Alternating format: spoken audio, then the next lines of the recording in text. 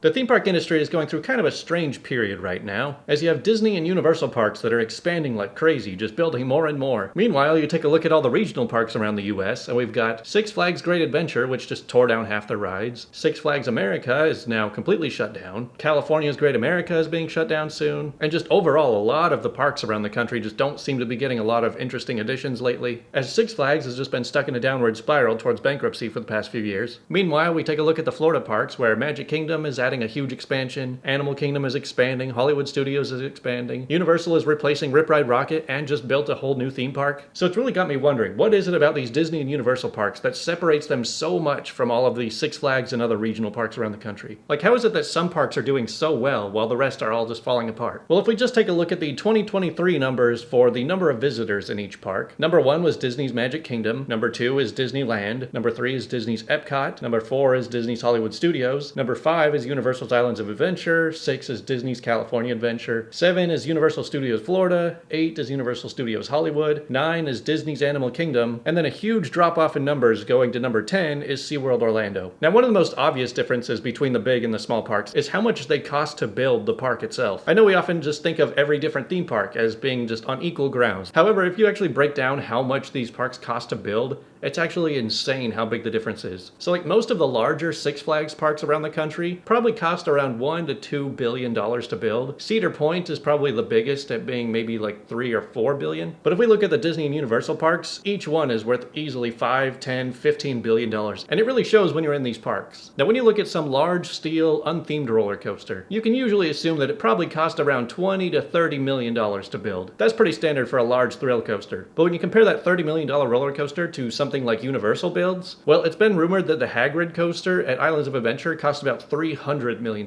to build. That's 10 times the cost of a regular large roller coaster. And then Velocicoaster was probably another $200 million. And then over at Disney, they built Cosmic Rewind for supposedly $500 million.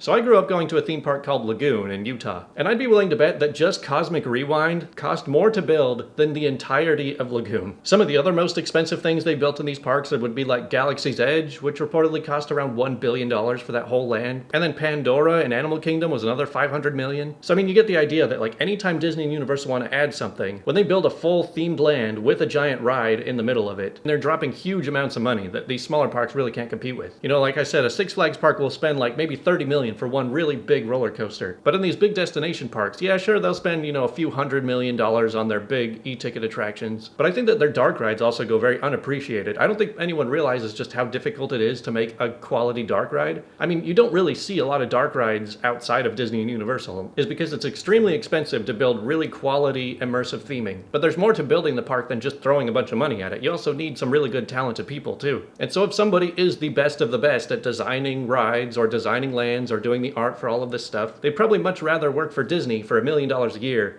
than to work for Six Flags for $100,000 a year. Now, before I left Utah, Lagoon did add this big themed ride, or at least their attempt at one. They spent $100 million on this ride, which made it all that much more disappointing for me. And you could tell that they were really trying to put in some theming, but if you've been to Disney and Universal, you can kind of tell that it's really not up to their level. I mean, they put an animatronic in the queue, which also makes you realize that decent animatronics are extremely expensive. I mean, over in Animal Kingdom in Pandora, they've got the Navi River journey with the animatronic at the end. And I mean, that one animatronic alone was like $10 million. And just paying a ton of money for an animatronic is pointless unless it fits in another scene, which also has to be really grand and expensive. And when you think about it, you don't really see a lot of animatronics in a lot of regional parks. But one of the reasons all of these dark rides and themed lands get so popular is because people love being able to show up and take their pictures there. It might sound ridiculous, but I do think that social media has drastically increased the number of people who want to go to one of these theme parks, not just a regular amusement park, because they've got to get their picture in front of Hogwarts Castle, or in front of Cinderella's Castle, or in front of the Epcot Ball. You know, to a theme park businessman, it might seem like a waste of money to just build a giant art piece that's not actually a ride, but I can guarantee that those giant icons bring in millions more people. Heck, I bet that half the people in Magic Kingdom aren't there to enjoy themselves. They're just there so they can brag about it on social media. So okay, it's no secret that Disney and Universal pay way more to build these way grander attractions, way prettier parks, just very nice places to be. But they also put a lot of effort into making sure that your time in the park is as quality as it can be. One great example is just the level of air conditioning inside the parks. Now, if you would go to any theme park, there's a good chance it's probably going to be around the summer or at least some really hot time of year. And so when you walk into a shop or even into a ride queue, it is really nice when you get this blast of cold air on you. you. And that's something I will say Universal does really well. But then if you go over to like a Six Flags park, they're basically like, okay, just hang out in this cattle pen here for a couple hours and we'll let you know when it's time for you to go do the ride. You know, there's no theming to it, there's barely any shade, you might get some fans in the queue, but air conditioning is pretty sparse. You know, when I walked into Universal for the very first time, I really got the sense of like, oh, okay, this is a bigger deal of a park than I'm used to. I mean, everything just looks so much more clean and high quality. You know, even just City Walk, you could tell that they put a lot of money into making the place look really nice. You know, one thing that might seem kind of minor, but is actually kind of a big deal is what type of pathways a park puts in it. Because I've been to a lot of Six Flags parks where they just put blacktop everywhere. It feels like you're just walking around a parking lot, and it just kind of gives this like more industrial, just not very pleasant feel to it. Whereas some nicer parks will have like actually stone pathways, or at least nicer concrete. It just feels like you're not walking into a back alley somewhere. And something else that really stands out to me when I'm in Universal is just that wherever there's music or sound effects or anything playing, just hearing those speakers blast, I was just like amazed. That sort of thing was just nowhere to be found at the Lagoon where I grew up. Another thing that Disney and Universal really excel in is having really friendly staff and having a lot of staff. Now, I've walked into SeaWorld or Busch Gardens a lot of times and just thought like,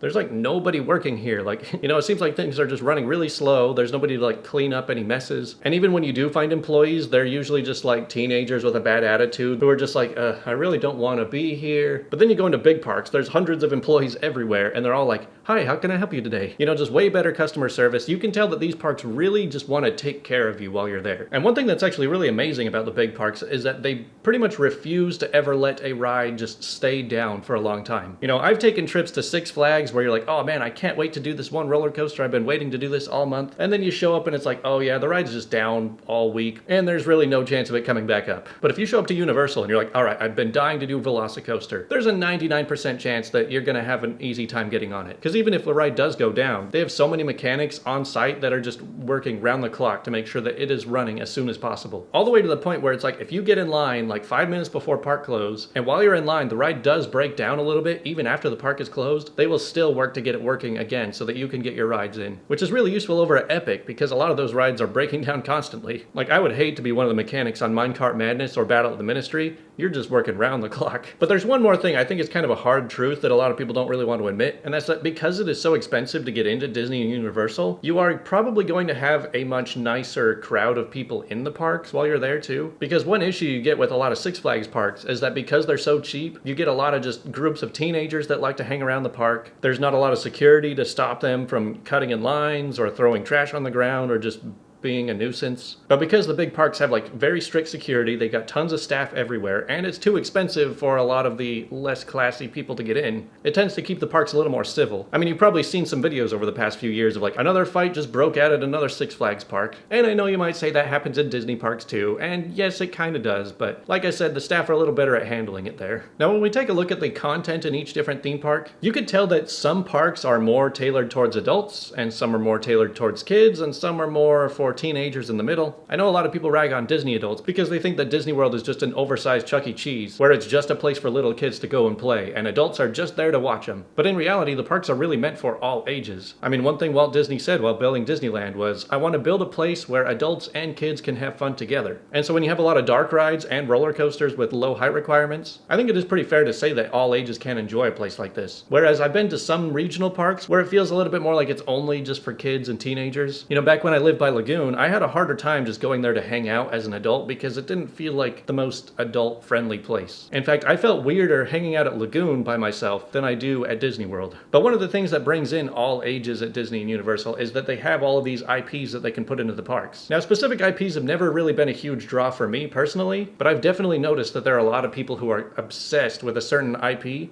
and to see that in person and to really experience it live is like a dream come true for them. Now, I do know that Cedar Fair has Charlie Brown, and Six Flags has Looney Tunes, and SeaWorld has Sesame Street, but all three of those that I just named are not the biggest these days. They're all kind of old, so I don't think they really draw a lot of people into the parks. But I would say that easily the biggest advantage that Disney and Universal have is just that they both have so many other forms of revenue that can subsidize the theme parks. You know, Disneyland wasn't just built out of nowhere. They made a lot of money from their movies, which they could put into building something for real. And And then, I mean, same goes for Universal, who own NBC and Comcast and Universal Music Group. So they have a lot of sources of revenue that they can pour into building a theme park. And since they had so much money to get themselves started, it really turns into like a snowballing feedback loop, because they put a ton of money into a really big attraction, which makes them really popular. A lot of people come, which brings them more money. And then that money goes to building the next huge expensive attraction. And then that thing makes them more popular, brings more people in, brings them more money, and the cycle continues. Meanwhile, the Six Flags parks are kind of doing the opposite. Their parks are kind of run down, making them less popular, meaning they're losing money, which means they can't build anything more, making them less popular, and so on and so forth. So I mean, it turns into a downward spiral for the bad ones, and then a snowballing effect for the good ones. And in an industry where it's all about competing over who can entertain you the most, it really turns into a winner-takes-all environment, because if you're going to spend a lot of money on taking a vacation to a theme park, you might as well just pick the best ones, because it's going to be pretty expensive regardless of where you go. And the stuff that maybe entertained you 20 years ago doesn't impress you quite as much today. You know, 20 years ago, a giant roller coaster that you'd put in a regional park, that could really impress a lot of people. But I think people have just gotten a little more tired of plain unthemed thrill coasters, especially now that they've gotten really run down and old over time. And so all these theme park chains have to keep innovating, keep finding new ways of impressing people. And so if a small park tries to jump into the scene and compete with everybody, they're already billions of dollars behind in building a new park. And gone are the days where you could just put in a basic carousel and maybe a small wooden roller coaster and bring in everyone around. Because now that everybody has seen Rise of the Resistance and Cosmic Rewind and Velocicoaster, they don't want to go back to doing those tiny little unthemed coasters. I feel like rides like Hagrid's just kind of broke part of the industry, because once people rode that, they didn't want to go back to their Six Flags park. But even looking past just the theme parks, something that Disney and Universal do that most small parks don't is turning their theme parks into an entire destination resort rather than just being a single day visit somewhere. You know, I talked in my last video how they really want you to buy bulk tickets and to stay a long time to keep going to their parks a lot. They have a lot of their own hotels and transportation systems. They built their entire bubble right around you, staying inside their theme park sphere. So when you're taking a vacation to Disney World, you're not just taking a theme park trip. They're crafting a full package experience for you. And then to add on top of it, you've got a lot of the best parks in the country all in one spot right here in Orlando. So pretty much anybody who's interested in theme parks is just picking this spot all the time. And then to give an even bigger advantage, they're open year round because it never really gets cold around here. So it's really just impossible for these smaller parks to compete when they can only be open for like less than half the year, and they don't have the budget of these giant media corporations to build a new park, meaning they also don't really have a lot of IPs to throw into the parks either. So it's really no wonder why Disney and Universal just dominate the scene. However, that's not to say that Disney and Universal don't have to try anymore, because even in their parks, if they aren't continuously adding new stuff, then attendance does tend to go down. I mean, the biggest example would be Animal Kingdom, which in 2019, they pulled in almost 14 million guests, which was the third largest in the country at the time, because that was right after they had just added Pandora. But since they haven't really added anything since then, we're 6 years later, they've dropped all the way down to about 8 million per year. So we can't really say that people will just continue going to these parks no matter what. They might be in the lead, but they still have to put a lot of effort to stay there. Now, obviously, I'm not going to defend everything Disney and Universal do. I'm actually pretty critical of a lot of their decisions, but their price increases are one thing that I really can't criticize them on. Because, like I said, they invest so much money into building these insanely expensive parks that they have to be charging a lot of money just to fund them. And since people keep coming and they keep paying for it, there's really no reason for them to lower the prices right now. I mean, it's very fair if you think that it's not worth your money to come visit again. Like that I can understand. But the people who are saying that Disney needs to lower their prices,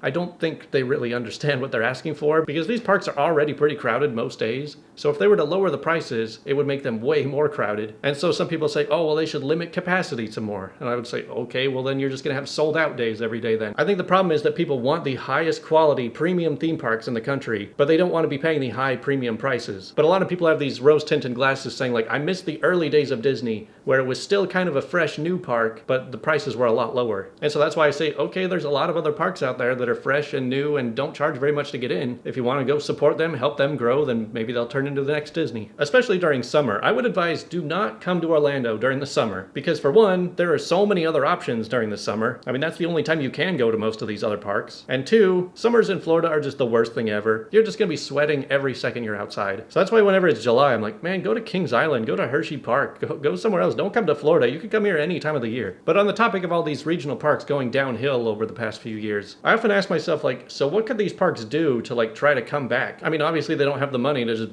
build a Tron roller coaster. And there's really no simple answer, hence why they've been cycling through CEOs constantly trying to figure out how to save the company. I mean, there has been a lot of talks that they've cut a lot of costs and just letting their parks degrade. They don't look very nice. The maintenance hasn't been great, so the rides are down a lot. The parks can be really understaffed, so the ride operations move really slow. They're not very clean because nobody's cleaning them up, and just general morale is just pretty low in a lot of parks. So I mean, if they manage to turn that around and all of the employees in the parks suddenly were just happy to be there and were really nice and just really helpful, I mean, sure, that could help the park a little bit, but I want to know from you guys, why do you choose to pay the extreme prices for Disney and Universal rather than going to all of the cheaper places around the country? Do you think these other parks really are beyond saving? Are they just completely unpleasant to be in? Or maybe you prefer the smaller parks? I mean, it kind of just depends on where you live too. I mean, if you live around like Pennsylvania or Ohio, you probably have a bunch of regional parks that you could go to. So you probably have a way different view than somebody who lives like, I don't know, in North Dakota, where they're going to have to make a long trip no matter where they go. So let me know what you guys think.